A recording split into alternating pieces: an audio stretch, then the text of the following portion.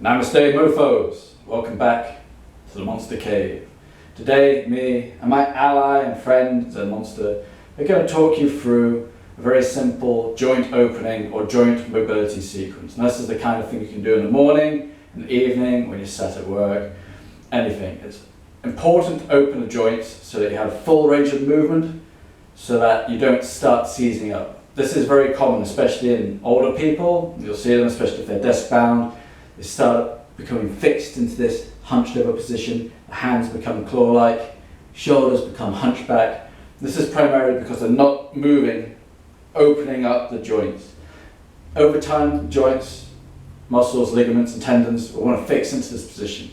By doing joint mobility daily, you'll be able to prevent this. You'll also be able to stop or cure/prevent anything along the lines of arthritis, carpal tunnel syndrome, any of these debilitating illnesses that come with advancements of age. By doing a daily routine, you can help stave this off. It's great exercise for you to do because it also helps get circulation through your body. If you're a fan of the meridians or chakra system, then it allows the energy to flow through your whole body. If you're bound up, then the energy won't flow. The circulation won't get there, the chi, the prana won't get to the area that needs it the most. So your whole body needs to be open to absorb the maximum benefit of nutrients, good air, healthy living lifestyle. So we'll begin starting from the neck down. Now you can start from the head down, from the feet up, center out. Doesn't particularly matter. You can take these exercises away and put them together however you like.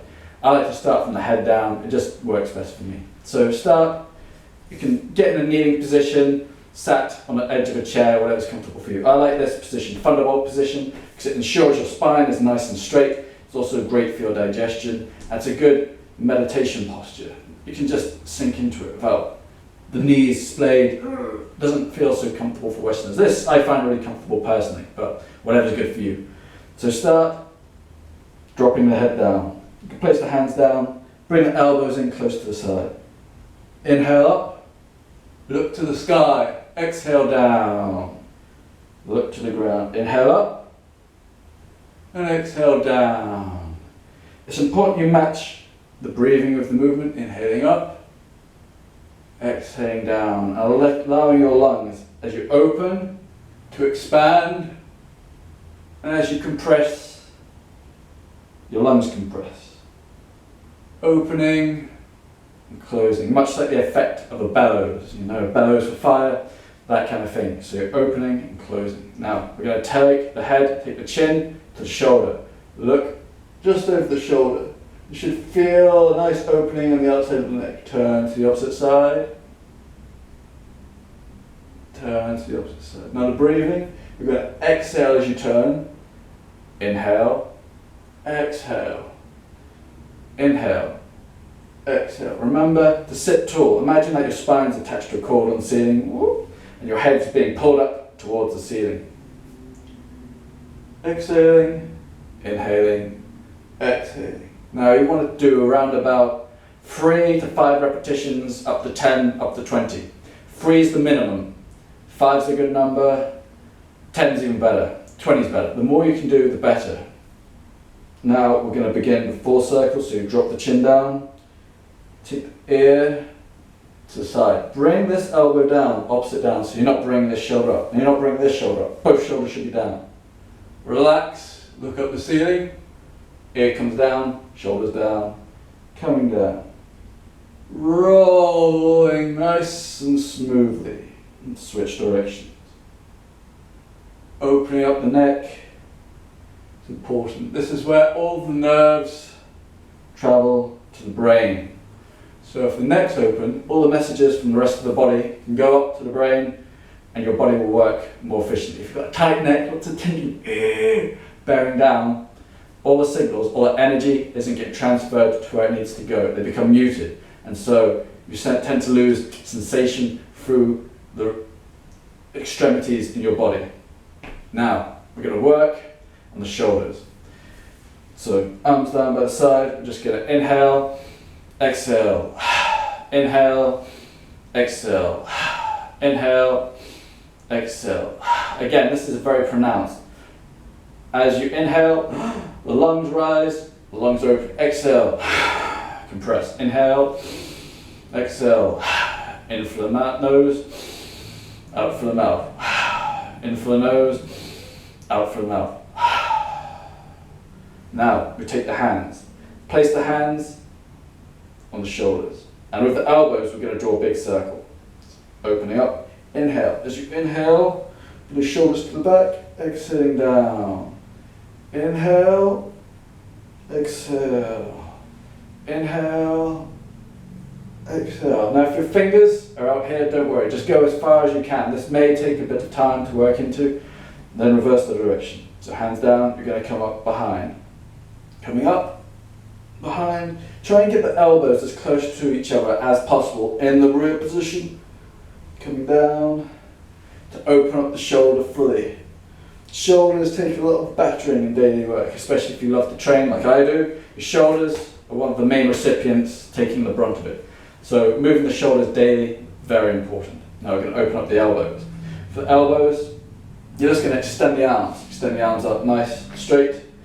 And then you're going to bring the fingers to the elbow. Exhale, inhale. Exhale, inhale. This is the reverse breathing. Inhaling as we compress. Exhaling as we open. Inhaling as we compress. Exhaling as we open. Now this is something that you'll learn over time, how to breathe. You know, you should be able to do it right now. I'm sure you've mastered it. You've lasted this long. If you can't breathe, well, you're probably not watching this for a while. Learning how to breathe and how to make it work with the movement is an integral skill in saving energy in your daily life, in exercise, in work, in play. Open up the elbows. Elbows take a lot of work, so having good open elbows is very important. Coming back down to the wrists now. So we're going to clasp our hands, interlock the fingers, and this is an oldie but a goodie. And we're just going to rotate the wrists one way, then the other way. Now you're trying to move the wrists, not the arms. So not doing this. Keep your arms together if you can. The tighter the better. And the wrists again take a lot of punishment, especially if you're typing, sat at a desk, driving in a car. To open the wrists is very important. Also very likely to get injured. They get very brittle. So having full flexibility in the wrists is very important. Now, get the fists out, and we're just going to draw circles with the wrists. And try and keep the hands in place, but draw a circle with the wrist. Imagine the wrists drawing a circle and the fists locked in space. One way, and then the other way. This makes sure that we get a full range of motion. Open the wrists. Now the fingers, we're just going to flick the fingers. Get them nice and quick. Get some circulation in there. And when you flick, try and really open up your hands so that open as much as possible. When you come in, clench, flick, flick, flick. Now this should be quite tiring, especially if you're not used to this exercise. You'll feel you get a bit of a burn really quick. Flick those fingers. This is good, especially if you're sat in the car. You can do one hand, do the other one. Same with the wrist exercise. Sat in the car, do one hand, do the other one. Might be illegal in some places, 10 to 2, but you know, if you're sat in traffic and you're not going anywhere, I'm sure it's perfectly safe. Okay, then from there, we're going to work on the chest. So we're going to do an oldie with a goodie again. You're going to come in front of my monster friend here. You're going to come on all fours. You're going to arch through your spine in the cat position. Exhale. As you inhale, drop your belly, lift the head and the tail of your coccyx looking up. Oh, drop the belly. Exhale, push through the middle of the back. Inhale, dropping the belly down, looking up to the sky. One more time. Push through the mid-back, really push. This is great for opening up the mid-back, the bra strap area. Ooh. Come back. What you tend to find is that this area, your thorax tends to get really tight. So by moving it, opening it, you'll get a lot less lower back problems. That's definitely one thing that you'll find, because we carry so much tension here because we don't move it generally in day-to-day life. By opening this area, it'll help alleviate any damage in the low back. Also, the movement also helps with the low back a bit as well, working those hips. Okay, so now we're going to move down to the hips themselves. So you can start here, place your hands behind you, keep your feet about the width of the yoga mat. Now from here, you're going to take both knees to one side. So you come out, come to the opposite side. You're going to have to move forward before Monster gets a knee in his face. Go one side, go the other side. And try and keep your bum flat to the floor. And this is a good one, especially if you don't do this, because we're going in. This inward direction can be very difficult for people. But if you find this easy, bring both feet to the ground as much as you can, flat in this box position here. This is nice and comfortable. Then switch to the opposite side and work backwards and forwards.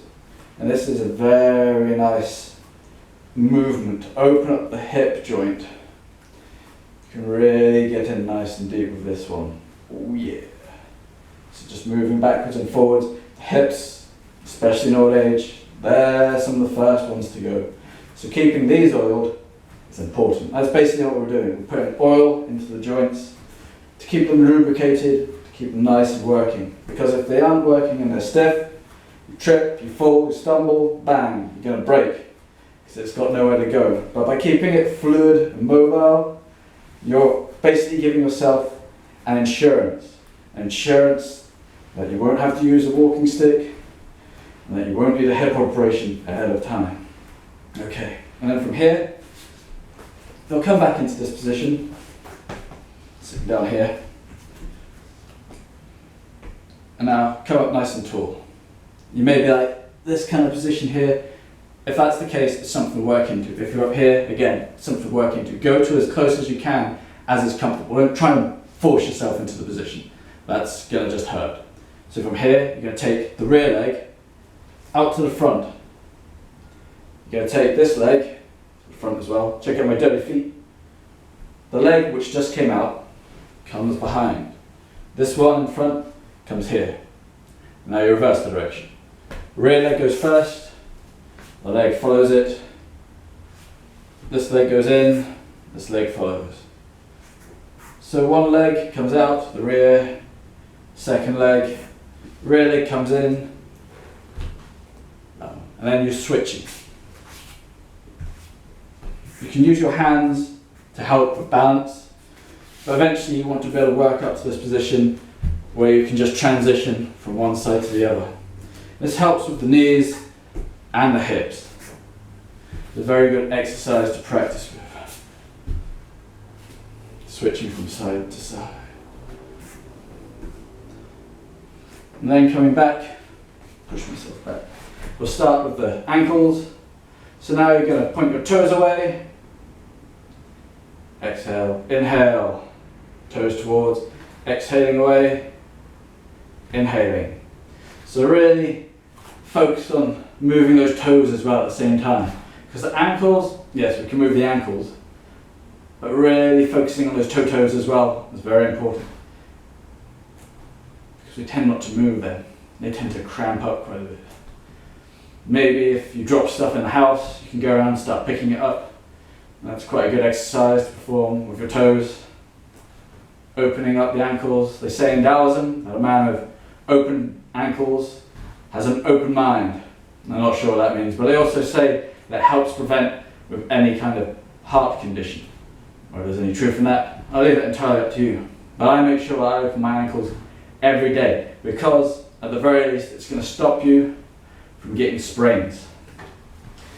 You know, when you go over on a foot, moving the ankles will help. Now we're going to move the ankles laterally, side to side. So this is a very slight movement. So move, and then move. So what you're trying to do is this kind of motion in your ankles. I need to concentrate on this one.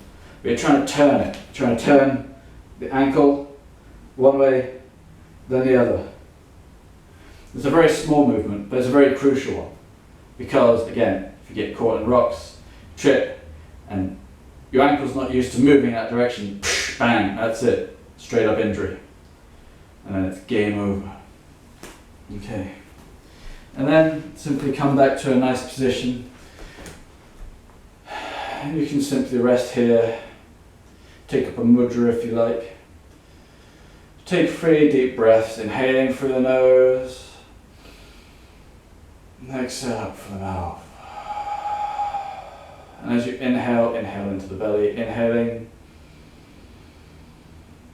Exhale. One more, inhale. Exhale. Finishing off with a cleansing breath. This helps to detox the body, especially if you've opened up the joints. There's lots of nutrition in the joints, and also lots of, not darkness per se, but like, what's the damn word, man? You tell me, man. Like toxins in the body. That's it. Toxins in the body. So by doing the cleansing breath, performing the lung sound of that sss, this helps to bring the toxins out of your body. How do you do that? Inhale up, raising the arms up, and you're going to make a sss, like a deflating tire. So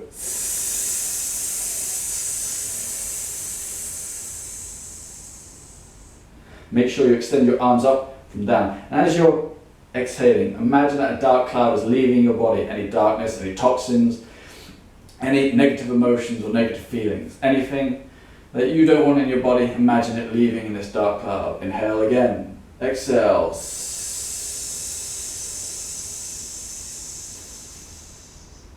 Ensure the eyes are open as you do this. Make sure that you're imagining and envisioning. This is important. Using the power of the mind to cleanse the body. Inhale up, exhale.